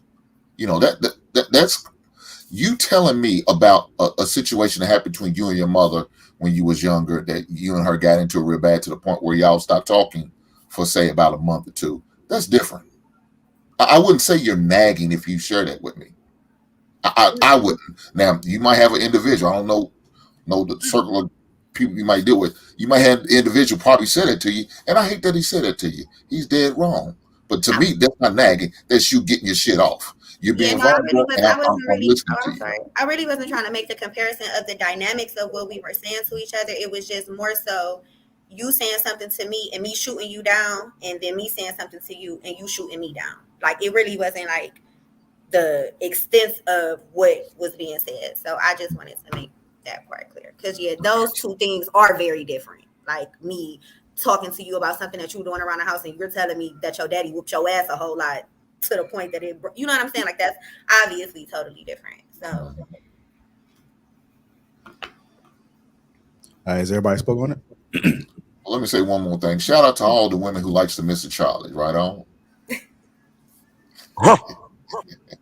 Why you let him finish? You should have just moved on. Just don't let him finish anything. I was just gonna say I didn't speak on it, but it's real quick. I agree with everything that he was saying in that video. I think, to be honest, most people are poor communicators in the fact that he brought up the nonverbal communication, and just based on stuff that I have read previously, that it does say that nonverbal communication is the highest type of communication that is given. So I think a lot of times where I say why we're poor communicators is a lot of times we're not picking up on the nonverbal communication as well. Like, having that nonverbal communication paired with the verbal communication makes it easier for everybody to kind of be on the same page and understand. But I know that nonverbal communication means a whole lot, because there are times where I can walk around the house and I already see, you know what, something's going on with him right now. Kind of what the guy was saying in the video. You know that you can sense something in your partner, that something ain't right, but not necessarily knowing how to approach it. But I think that's where the verbal communication should have come in, where he might tell me, or vice versa, like, when you see that something's wrong with me, I'm the type of person that I just need a little space first. So leave me alone, let me process that, and then I can talk to you about it later on. So that's where it's important for that verbal communication to come in too, because I might think, you know what, he needs his space, let me leave him alone. And then what it is that he really wants is for me to open the door for him to have the conversation of whatever it is that he's going through. So I think we need to be well rehearsed in nonverbal communication just as much as the verbal. Yes. I haven't said anything about it. Can I? Sure, go ahead. So I I wanted to say that one very important thing, I don't know if Hank or Cloud said it, that it's extremely important. It goes both ways. There's no need to disrespect someone when you disagree with them. Like, you can disagree with someone and not necessarily have to disrespect them. You know, if you don't agree with what they're saying, you don't have to call them names. You don't have to curse. You don't have to, like, bringing them down, or, that's extremely important. Like, I don't understand how people cannot just hear someone's opinion and not disrespect them and take it personal, feel like it's being attacked. So that's something I wanted to, kind of like reinforce. And also, Mrs. Taken, I totally agree. That's the 738-55 rule, if I'm not mistaken. 7% of the meaning is communicated through words. 38% is through tone of voice.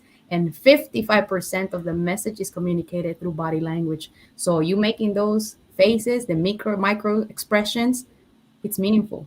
It has more meaning than whatever you're saying. So be careful. And Hank, you were talking about nagging someone. Oh, you're asking me to take the trash out. But why do a woman has to repeat 15 times to take the trash out and blame her and say that she's nagging? Because that's what nagging is. Nagging is repeating, and not, if you look for the meaning of the word, it's repeating without getting any change of action. So the person is repeating the message. You are the one that didn't hear the message from the first time because she's asking you to take the trash out. And if that's been your responsibility, let's put it that way, that's the way that you contribute in the house. And except, I'm talking about like in the house. Of course, you're the provider and all that. I'm not, talking about that. But like, that's the way that you help her in the house. What's the way that she should be telling you that the trash needs to be out because it's not healthy to have it in? I'll be like, honey, it's not good to have the trash in the house for too long, whatever. So I communicated the message the right way, but then you are stuck in something else when you could have told me I'm going to do it after this. But no, you just forget and disregard whatever she said. And now you're blaming her because she's repeating the same thing. So you see, that's when I'm like, sometimes we have to be accountable. If someone is nagging, it's because they haven't been heard. Most likely. I could just very fair argument. That's a very fair argument. That sounds good, but what if that trash is not full? You may think it's full and thinks it needs to be taken out, but baby, I'm not going to just take the trash out because you got 3 or 4 items in there. What if it stinks? What if I want you to take it out and put something stinking in there? I could say part of my responsibility. So take it out, please. And that's different. But if you don't tell me it stinks, it may not smell to me, but it may smell bad to you because you know what you just put in there. You may put them chicken bones, you know what I'm saying, or whatever the case may be. I didn't know that. I just say I looked at the friend. Well, it's not that much in there. It's halfway full. We got at least one more day. Yeah, put that broccoli in. If you ain't take that trash, you're gonna get nagged. Because if you ain't take that trash out by the end of the day, I'm gonna say you ain't listened to me all day. I asked you earlier today. What I've had to learn, it's called selective hearing. What I've had to learn over the years with my husband, and we ended up having a conversation about this very thing. Because my question was, at what point does it become nagging? Because I've learned over the years that when I ask you to do something, that it may not happen right then and there, which is the way that I would want it, right? I might want it right then and there. And like, can you take out the garbage? And the answer is like, okay. But my expectation was, okay, he's about to get up and take out the garbage right now, right? That was my expectation. But in the conversation, he's like, when I'm acknowledging you, when you ask me like, can you take out the garbage, please, or what have you, I'm acknowledging you like, yeah, okay, I got it. But that does not mean that I have it in that very minute, right? That it may be 2 hours later.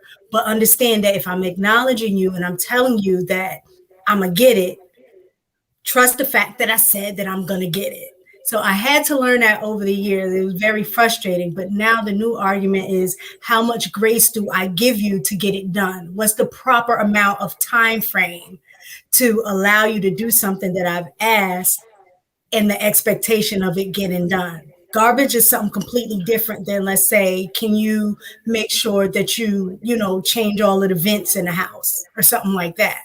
So that's something different. So we're working on that part now. What's the reasonable expectation of timeline when I ask you to do something, to leave you alone, trust that you're going to do it. And then when you don't, that I can repeat it again before it becomes nagging. So we try and figure that part out. See, I wanted to share something real quick with my father. I always do it. Like he's not a procrastinator, but his mind is elsewhere. He's always working. And I needed something to be installed on the wall. So I brought all the tools together close to him so he will see them like, okay, whenever you have the chance, you're going to do it. But literally the tools were there for like a whole week and he didn't do it. And I'm like, oh my gosh, I don't know how to tell him. Then I text him, whenever you have a chance, can you please help me put the frame on the wall? And he's like, yeah, I'll do it. Cool. But he didn't do it. 2 weekends. And then I was like, you know what? I plugged the drill myself. And I'm like, the drill. And then he's like, what are you doing? I've also found that word too. That sometimes I wanted to say that. Running to do it. Listen. You're sitting there, you're doing it yourself, and you say, like, you know what, forget it, I'll just do it myself. But you make sure you do it in front of them because you actually immediately they're like, I was just about to say, I just want to say this real quick. Garbage game for the ladies. Y'all said whenever you get a chance. That's what the word you use. Whenever you get a chance. Don't do that. Okay, so when I get a chance, I'll do it. Annoying. I don't mean this right now. You said whenever you get a chance, so that means whenever I find free time for me to do something for you, I will do it. But if you want it immediately done, you need to use a different set of words. Okay. Learn how to communicate, Get the ladies. drill. Y'all the That's best of something that communicators. works. Listen, Y'all need to learn how to No, I communicate think better. he's right. We're trying to be like soft with it, and we're like, oh, whenever you have a chance, so we don't seem like we're like pressing them and giving them a time. But whenever you have a chance means whenever they have a chance. So we have to be more honest. We don't want it whenever they have a chance. We want it. Can you find some time this week to get this done? Anytime this week would be great. Or the trash smells really bad. Do you mind taking it out? And if you explain what the problem is, they'll be like, oh, I'm doing such and such. I'll do it after this. Or I'll do it right now because I ain't doing nothing.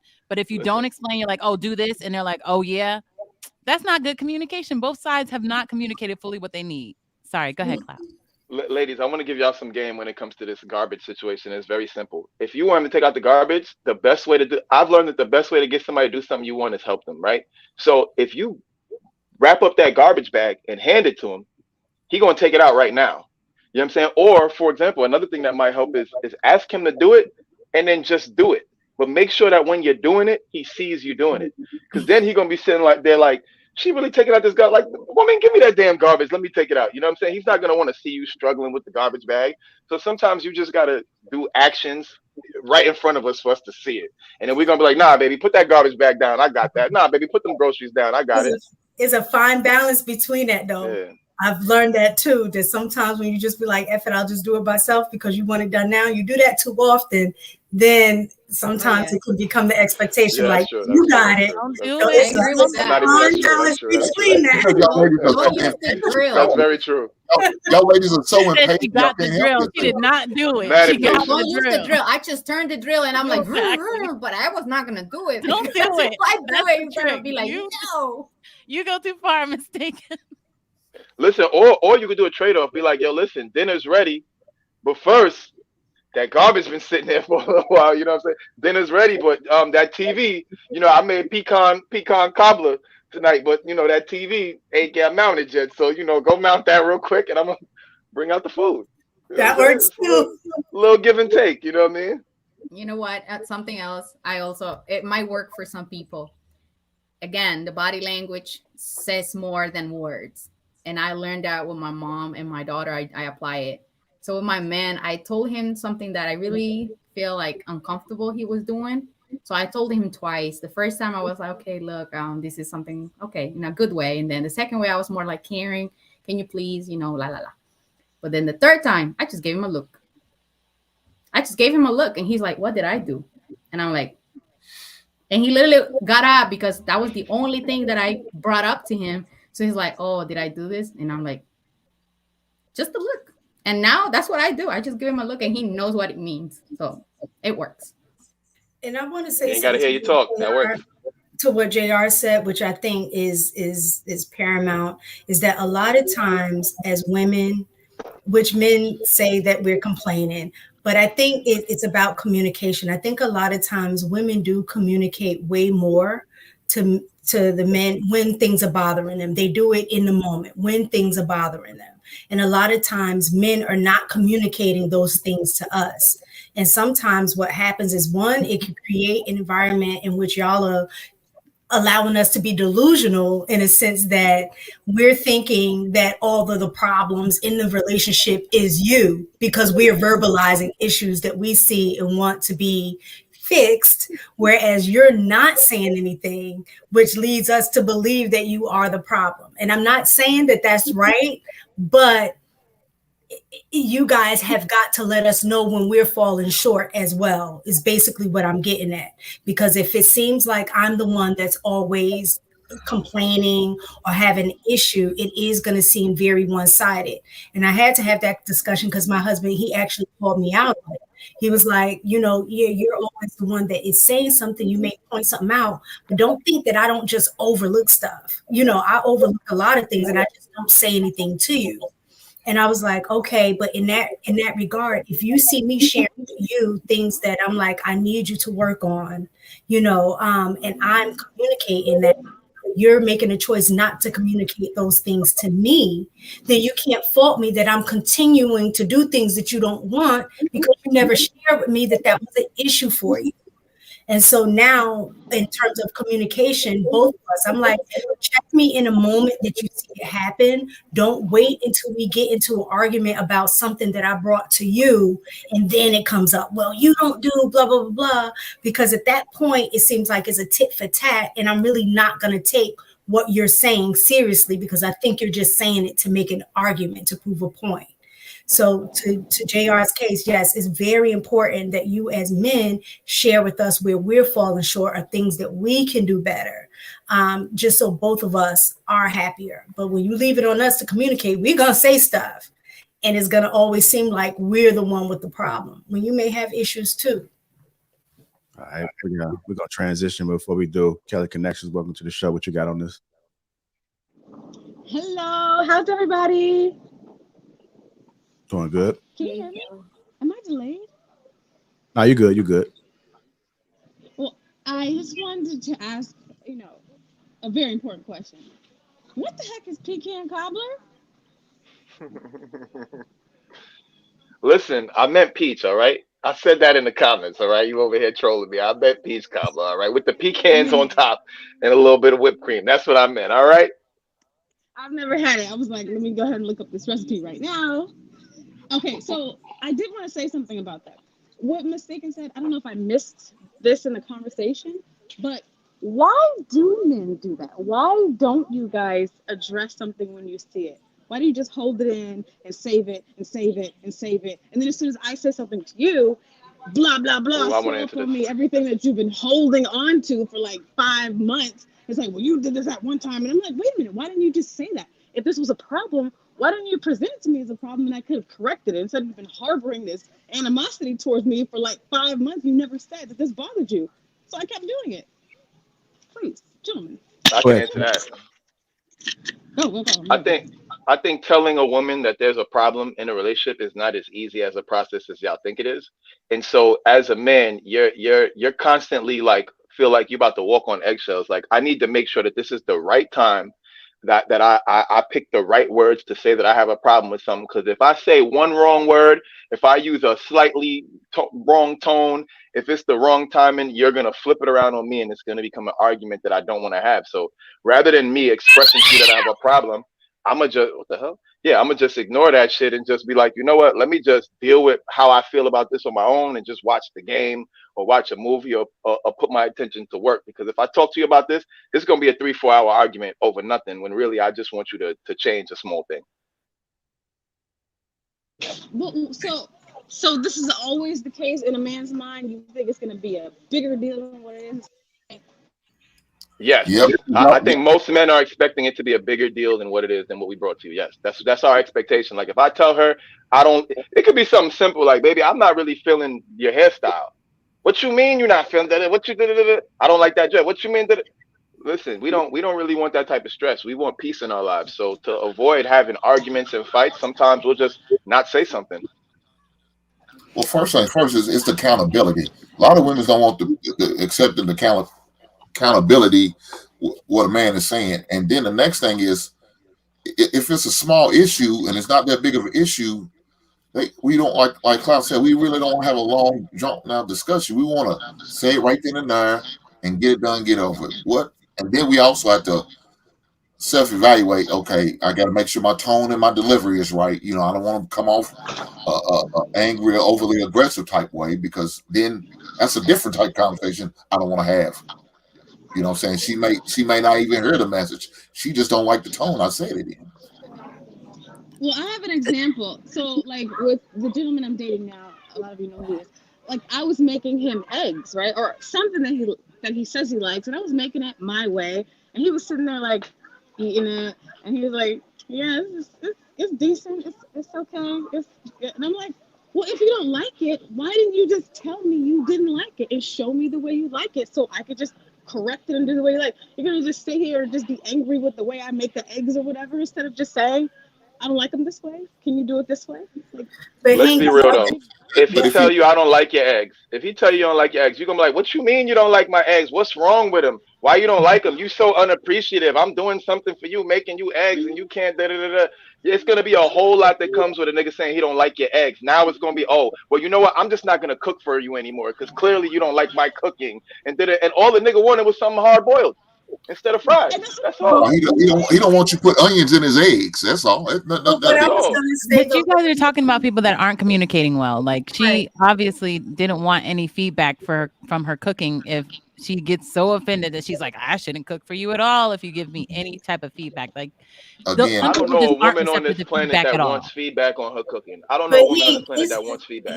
Every woman wants you to eat her food. About what you said. They want you to eat the food, but they don't want you to tell you how you feel about the food. Because if I tell you it was trash, you're not gonna be feeling it. Hold on, if I tell you that dinner was trash, I'm not getting no pussy tonight. Let's be honest. Hold on, you rolling over, turning your back to me if I tell you that dinner was trash. Let's be real.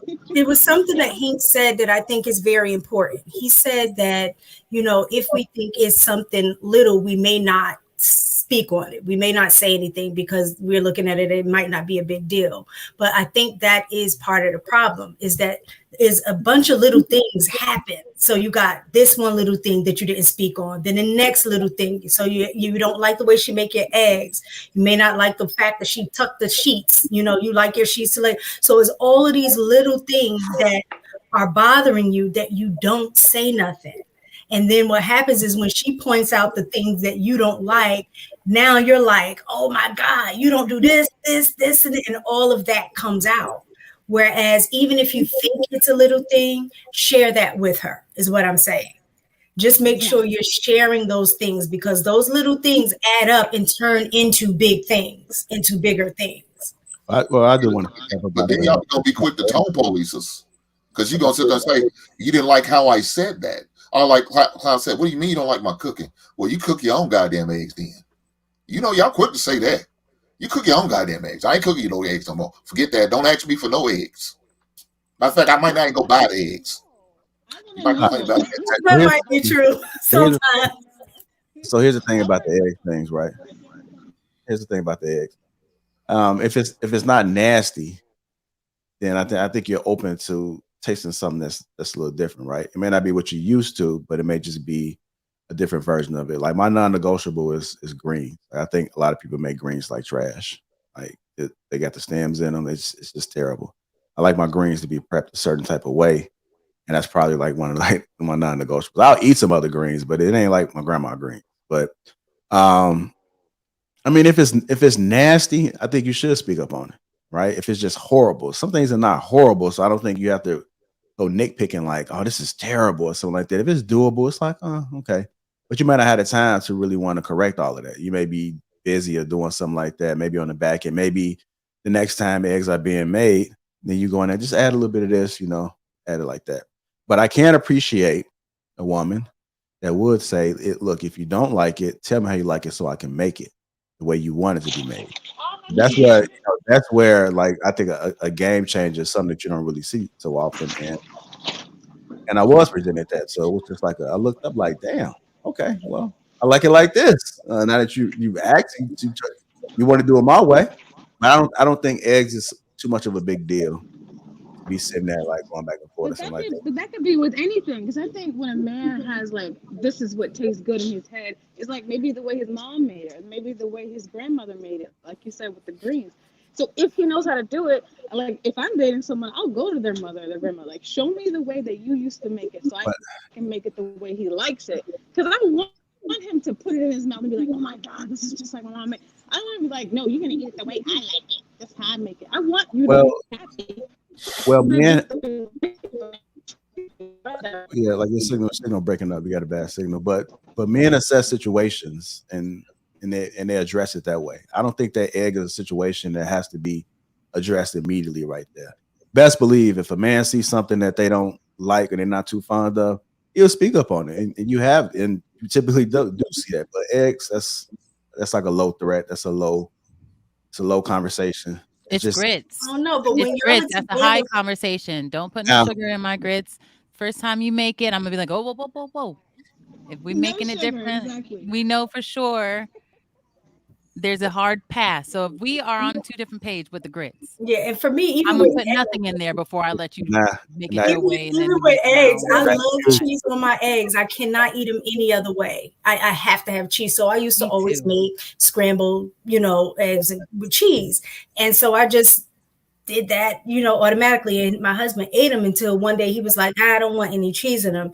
And I was like, oh, you don't? He was like, nah, I don't really like it. And I'm like, what do you mean you don't like it? You I can eat always it. made it like that. Right. He's just like, well, I mean, feel it's not you. bad. That's the way that you made it. So I didn't want you to do, extra or whatever. I'll eat it, but I prefer without eggs. And so now when I make them, I'll be like, do you want it with or without cheese? And he'll let me know, this time I don't want any cheese.